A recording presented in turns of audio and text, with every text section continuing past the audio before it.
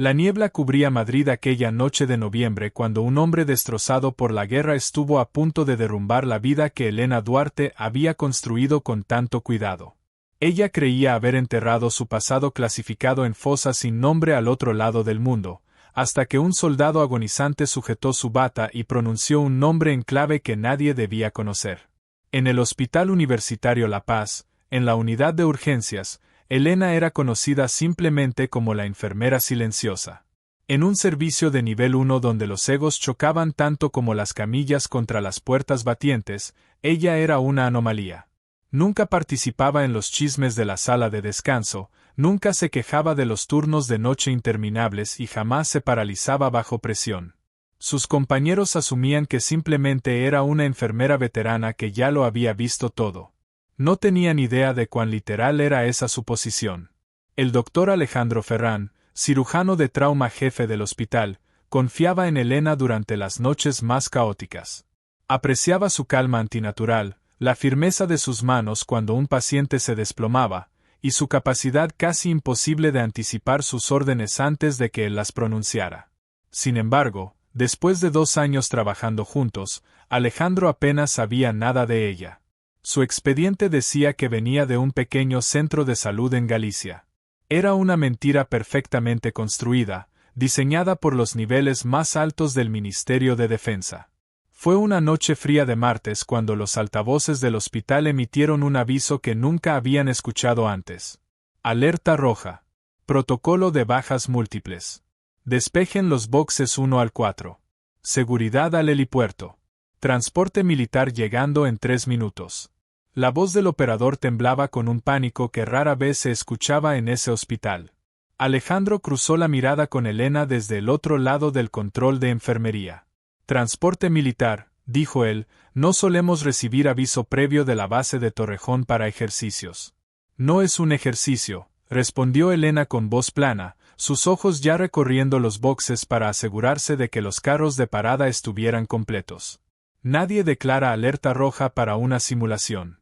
El sonido pesado de un helicóptero militar hizo vibrar las ventanas reforzadas del hospital.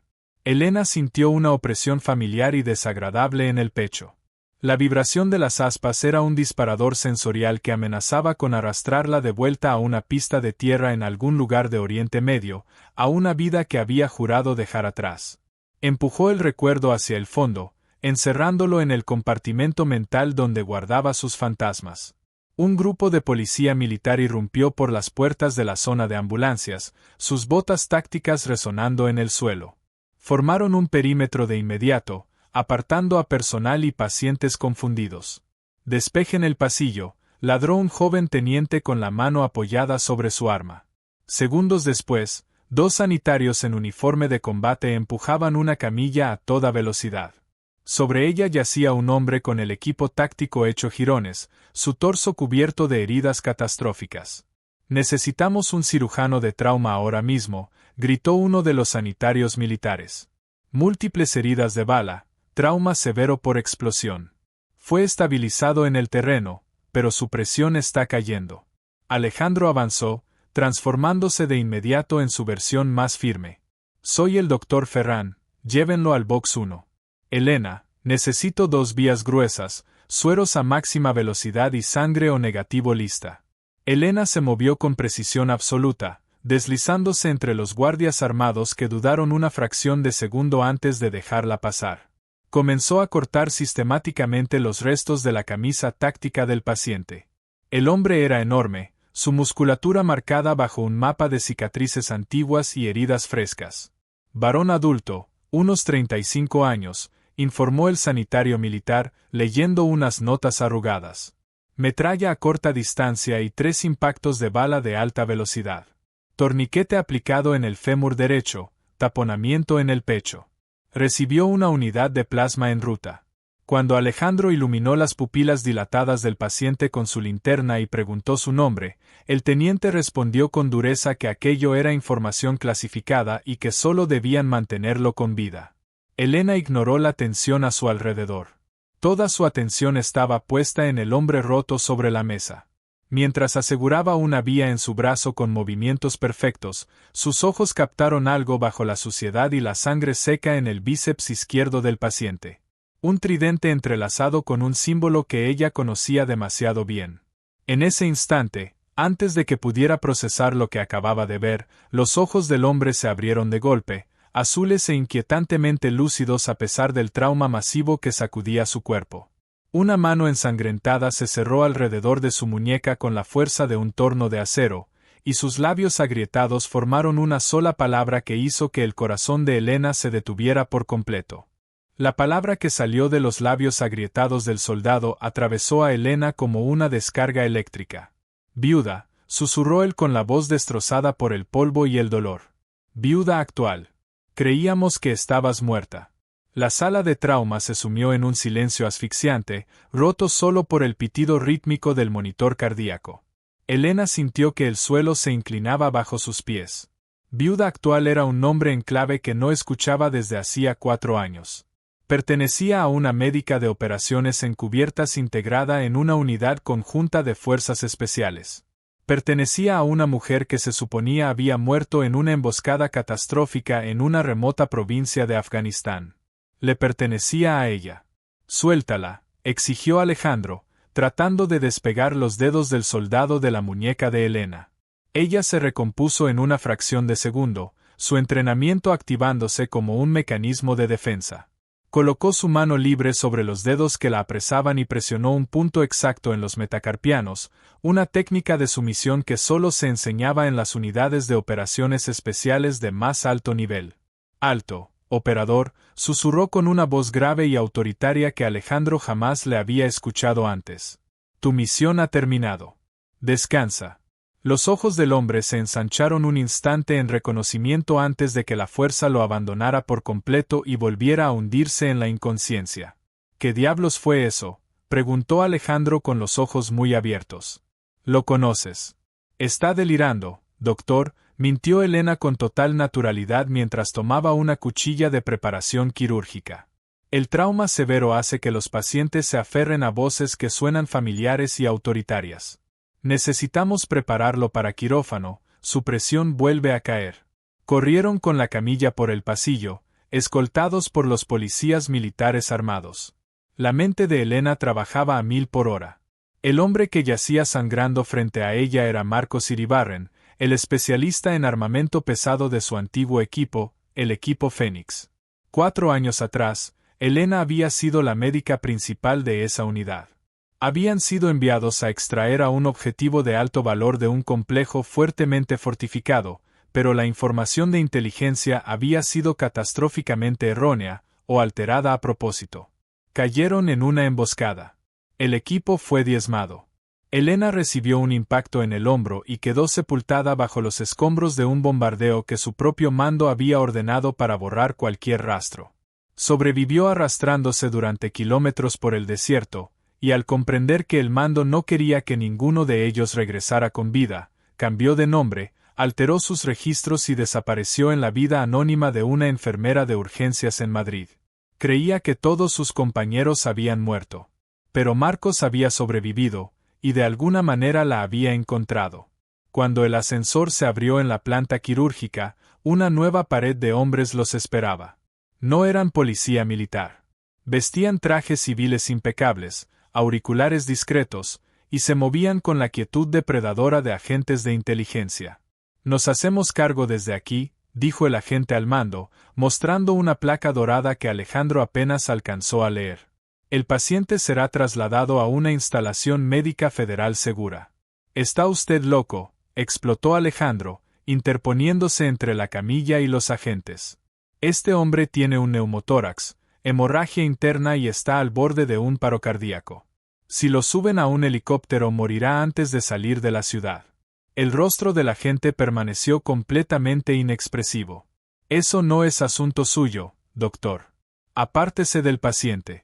Elena reconoció el procedimiento al instante. Aquellos hombres no estaban ahí para salvar a Marcos. Estaban ahí para asegurarse de que no sobreviviera para contarle a nadie lo que sabía. Si Marcos había descubierto que ella seguía viva, Era porque había encontrado algo mucho más grande, la prueba de la conspiración que había ordenado la ejecución de todo su equipo 4 años atrás. Y ahora, quienes movían los hilos habían llegado para terminar el trabajo. El doctor Ferran tiene razón, intervino Elena, dando un paso adelante con la postura sumisa de una enfermera preocupada e inofensiva. Si lo mueven ahora, el cambio de presión colapsará el pulmón que le queda. Morirá. Si su objetivo es mantenerlo con vida para interrogarlo, necesita entrar a quirófano ahora mismo. El agente al mando entrecerró los ojos, evaluándola de arriba abajo, su uniforme, su placa, su apariencia insignificante, y finalmente la descartó por completo. Habló por su auricular, pidiendo autorización. Mientras esperaban respuesta, Elena deslizó discretamente la mano en el bolsillo de su bata, donde sus dedos se cerraron alrededor de unas pesadas tijeras de trauma de acero. Si intentaban llevarse a Marcos en ese instante, calculó que tenía exactamente 3 segundos para desarmar al agente al mando, hacerse con su arma y neutralizar a los otros 3 hombres del pasillo. Aquello destruiría su tapadera para siempre, pero no iba a permitir que el equipo Fénix muriera 2 veces. Entendido, dijo el agente finalmente por su auricular. Tienen 2 horas para estabilizarlo. Tendremos guardias dentro del quirófano. Nadie entra ni sale sin nuestra autorización. Bien, respondió Alejandro, empujando la camilla hacia adelante. Elena, prepárate, te necesito en la máquina de circulación extracorpórea. Ella se queda, ordenó el agente, extendiendo un brazo para bloquear el paso de Elena. Solo el cirujano y el anestesista entran a esa sala. Elena sintió que la máscara de la enfermera tranquila comenzaba a resquebrajarse. Mientras las puertas del quirófano se cerraban ante ella, dejándola sola en el pasillo estéril, un pensamiento helado se apoderó de su mente. Si Marcos sobrevivía a la cirugía, lo matarían en su propia cama de hospital antes del amanecer. Y ella sabía exactamente lo que tenía que hacer para impedirlo. Elena caminó por el pasillo estéril con el rostro compuesto, pero por dentro cada instinto de viuda actual había despertado de su letargo de 4 años. Se dirigió al vestuario del personal, cerró la puerta con seguro y se arrodilló frente a su taquilla metálica. Detrás de sus zapatos de repuesto y su bata extra, retiró el falso fondo que había instalado el primer mes que empezó a trabajar allí. Dentro esperaba un maletín rígido de color negro mate que no había abierto en 4 años. Marcó el código biométrico de 6 dígitos y los cierres se abrieron con un chasquido mecánico satisfactorio. En el interior descansaban una pistola Sig Sauer con supresor, 3 cargadores adicionales de punta hueca, una navaja de hoja fija y una tableta de comunicaciones satelitales encriptada. Se ajustó la funda al costado, ocultándola bajo la bata holgada, y deslizó la navaja en el bolsillo profundo de su pantalón. Encendió la tableta y en menos de 1 minuto había vulnerado el sistema de seguridad interno del hospital, un juego de niños comparado con los servidores de la OTAN que solía manejar. La pantalla mostró las cámaras en vivo de todo el edificio. Localizó la planta de quirófanos. 4 agentes custodiaban la puerta del quirófano 3. 2 más vigilaban las escaleras. Pero fue la imagen de la cámara del muelle de carga la que le heló la sangre. Un vehículo negro blindado se había detenido junto a las ambulancias. De él descendió un hombre rodeado de un fuerte dispositivo de seguridad. Incluso a través del granulado blanco y negro de la cámara, Elena reconoció la postura rígida y la mandíbula afilada. Era el coronel Ricardo Salaverry. Salaverry había sido el comandante que supervisó la última misión del equipo Fénix. Él había proporcionado la información falsa. Él había negado el apoyo aéreo cuando comenzó la emboscada. Él era el arquitecto de la masacre. Si Salaverry estaba en Madrid en persona, significaba que Marcos no era solo un cabo suelto, era una amenaza existencial para una carrera militar condecorada. Marcos debía haber encontrado pruebas de la traición de Salaverry. Elena observó cómo el coronel entraba al vestíbulo del hospital, mostrando credenciales federales al aterrorizado gerente nocturno, estableciendo un puesto de mando móvil en el ala administrativa, bloqueando todo el edificio. Siempre fuiste minucioso, Ricardo, murmuró ella con los ojos entrecerrados. Cambió su auricular a la frecuencia que había clonado de los agentes cuando pasaron junto a ella minutos antes. Una voz entrecortada llenó su oído. Comando, aquí Víbora 1. El objetivo sigue en cirugía. El cirujano informa que ha estabilizado la hemorragia interna. El objetivo será trasladado a la habitación 4 de la unidad de recuperación en aproximadamente 20 minutos. Recibido, Víbora 1, respondió la voz de Salaberry, escalofriantemente calmada. En cuanto el objetivo esté en la habitación, despidan al personal médico y administren el cóctel de cloruro de potasio. Que parezca un trágico paro cardíaco postquirúrgico. Sin testigos. La mandíbula de Elena se tensó. Iban a asesinar a Marcos en el instante en que saliera del quirófano. Miró su reloj. Tenía menos de 20 minutos para orquestar una extracción fantasma del edificio más vigilado de la ciudad. Salió del vestuario moviéndose con una gracia silenciosa y depredadora por los pasillos del hospital, evitando los ascensores principales que sabía estarían vigilados, y se deslizó hacia los conductos de mantenimiento, guiándose por los planos que había memorizado en su primera semana de trabajo, un hábito que nunca había logrado abandonar. Emergió en el piso directamente sobre la unidad de cuidados intensivos. Con una llave maestra que había conseguido meses atrás sin saber por qué, abrió una rejilla de ventilación y se dejó caer en silencio dentro de un armario de suministros junto a la habitación 4. Esperó en la oscuridad.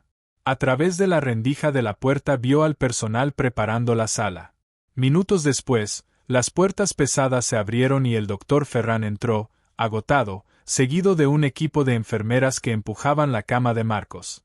Estaba intubado, rodeado de vías intravenosas y monitores, pero su pecho subía y bajaba con un ritmo constante. Había sobrevivido a la cirugía. Antes de que las enfermeras terminaran de conectar los cables, 2 agentes de traje entraron en la habitación.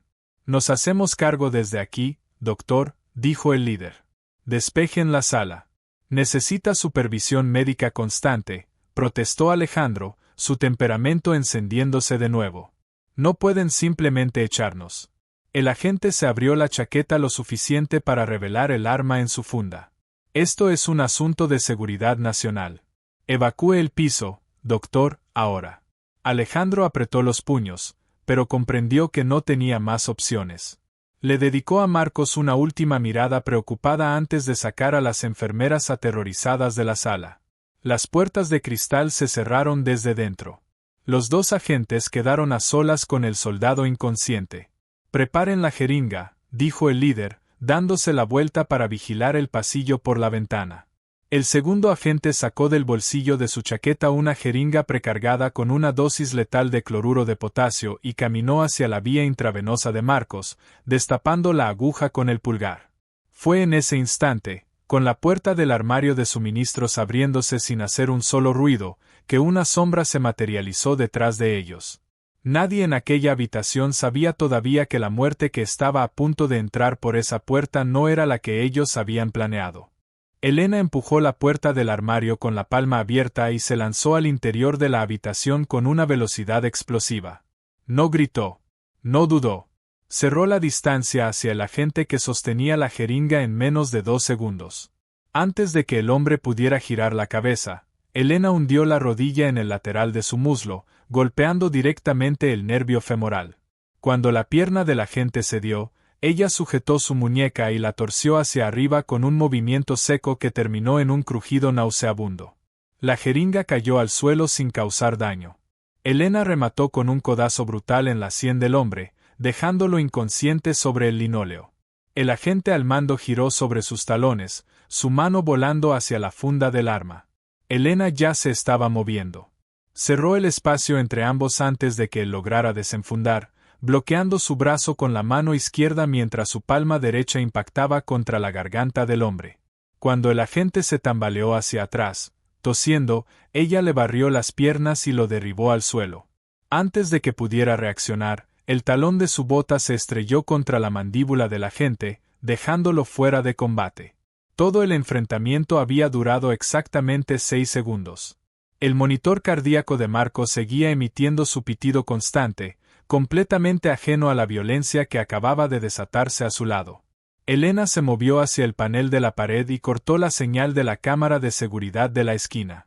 Arrastró a los dos agentes inconscientes hasta el armario de suministros y cerró la puerta con llave.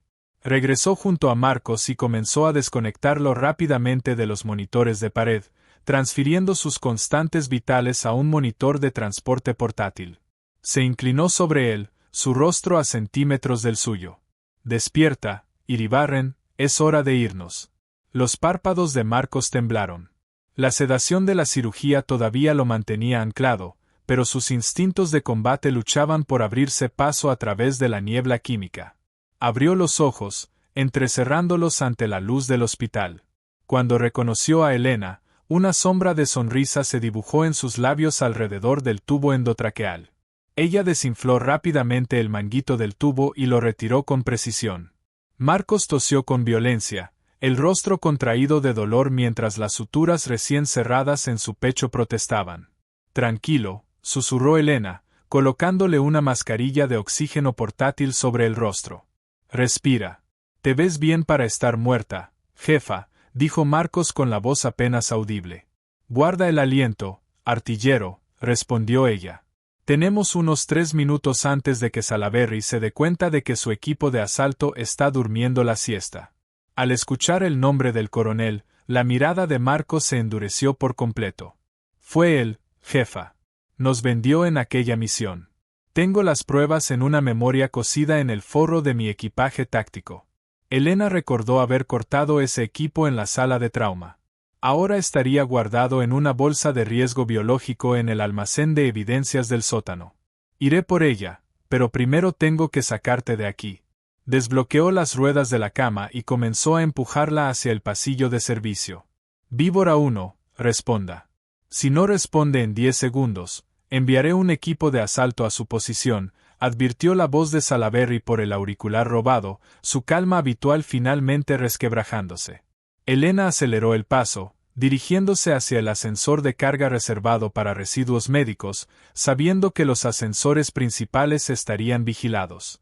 Pasó su tarjeta y las pesadas puertas metálicas se abrieron. Justo cuando empujaba la cama hacia el interior, las puertas del fondo del pasillo se abrieron de golpe. 3 operativos tácticos de Salaberry irrumpieron con los rifles en alto. «Objetivo en movimiento, sector 4, ascensor de carga», gritó uno de ellos. Elena desenfundó su pistola con supresor en un solo movimiento fluido. Disparó 3 veces con precisión quirúrgica, no para matar, sino para neutralizar. 2 disparos destrozaron las rodillas de los operativos delanteros, que cayeron al suelo entre gritos de dolor. El tercer disparo chispeó contra el marco de la puerta, obligando al último hombre a lanzarse a cubierto. Las puertas del ascensor se cerraron, sellándolos en un momento de seguridad efímera. «No has perdido el toque, viuda», dijo Marcos, su respiración superficial pero constante. «Te dije que dejaras de llamarme así», respondió Elena con una sonrisa apenas perceptible rompiendo su fachada de hielo. «Ahora soy enfermera. Salvo vidas». «Pues ahora mismo estás salvando la mía», susurró él. El ascensor se detuvo en el sótano. Las puertas se abrieron a la penumbra del garaje subterráneo del hospital.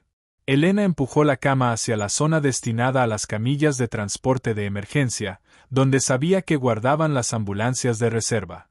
Localizó un vehículo antiguo dado de baja en un rincón apartado. Transfirió rápidamente a Marcos a la camilla trasera, asegurando sus bolsas de suero a los ganchos del techo. «Aguanta, Marcos», ordenó mientras revisaba sus constantes en el monitor portátil. «Voy a sacarnos de aquí». Subió al asiento del conductor y conectó los cables de encendido con una destreza que habría horrorizado al doctor Ferran. El motor rugió al encenderse. Metió primera y pisó el acelerador a fondo. Cuando la ambulancia atravesó la barrera de salida del garaje, destrozando el brazo de madera, un todoterreno negro se cruzó bruscamente en su camino. Eran los hombres de Salaberry. Elena ni siquiera tocó el freno. Sujetó el volante con fuerza, la mirada fija y sin emoción, y estrelló la pesada ambulancia directamente contra el costado del vehículo, haciéndolo girar violentamente fuera de su trayectoria entre chirridos de metal retorcido. Corrigió el rumbo y salió disparada hacia las calles lluviosas de Madrid, las sirenas de la ambulancia rasgando la noche. Marcos, aferrado al borde de la camilla, Tosió y preguntó a dónde se dirigían. Elena lo miró por el espejo retrovisor. La lluvia limpiaba la sangre del parabrisas. Ya no era Elena Duarte, la enfermera callada del Hospital La Paz. Era viuda actual, y tenía una guerra que terminar. Vamos de casa, dijo con frialdad. Salaberry nos debe un equipo entero. Apagó las sirenas y se perdió entre las sombras de la ciudad, dejando atrás los fantasmas de su pasado sangrando en el suelo del hospital. Pero lo que Elena no sabía era que, en ese preciso instante, alguien más dentro del propio hospital había reconocido su rostro en las cámaras de seguridad, alguien cuya lealtad estaba a punto de decidir si esta noche terminaría en libertad o en una traición aún más profunda que la de Salaberry. La ambulancia robada avanzaba por las calles empapadas de lluvia mientras Elena conducía en silencio, cada sentido alerta como en sus años de operaciones encubiertas. Marcos, tendido en la camilla trasera, luchaba por mantenerse consciente. Jefa, dijo con voz débil, si vamos a enfrentar a Salaberry, necesitas saber algo más. No fue solo él quien nos vendió aquella noche en la misión. Hubo alguien dentro del hospital que lo ayudó a encontrarte esta noche. Elena sintió que un frío distinto al de la lluvia le recorría la espalda. Alguien había filtrado su ubicación. Alguien que conocía su rutina, su turno, su nombre falso. Solo un puñado de personas tenían acceso a esa información, y eso reducía la lista de sospechosos a algo aterradoramente cercano. Mientras conducía hacia un almacén abandonado en las afueras de Madrid, un lugar que había usado años atrás como punto de contacto de emergencia, Elena repasó mentalmente cada rostro conocido del hospital. Y entonces la respuesta llegó como un golpe directo al pecho. La supervisora de turno, la mujer que había revisado su expediente falso apenas 6 meses atrás con una insistencia que en su momento pareció simple curiosidad burocrática. Detuvo la ambulancia en el almacén y estabilizó a Marcos lo mejor que pudo con el equipo limitado que llevaba consigo. Necesito la memoria, dijo, y con manos temblorosas pero precisas, extrajo el diminuto dispositivo cosido en el forro del equipo táctico que había guardado en su mochila antes de huir del hospital. Lo conectó a la tableta encriptada. Los archivos se desplegaron uno tras otro, documentos, grabaciones, órdenes firmadas por el propio coronel Salaberry autorizando el bombardeo que debía haber acabado con todo el equipo Fénix, incluida ella misma. Pero había algo más. Un correo interno, enviado apenas unas horas antes de que Marcos llegara al hospital, confirmando la identidad de Elena Duarte y su ubicación exacta. El remitente no era ningún oficial militar. Era alguien del propio hospital. Alguien que llevaba meses observándola sin que ella lo notara, alguien que había sido colocado allí específicamente para vigilarla en caso de que alguna vez resurgiera del pasado que se suponía debía permanecer enterrado. Antes de que Elena pudiera procesar la magnitud de la traición, su tableta emitió una alerta. Las cámaras de tráfico de la ciudad habían detectado el vehículo de Salaberry dirigiéndose directamente hacia su posición. No había tiempo. De alguna manera, la habían encontrado de nuevo.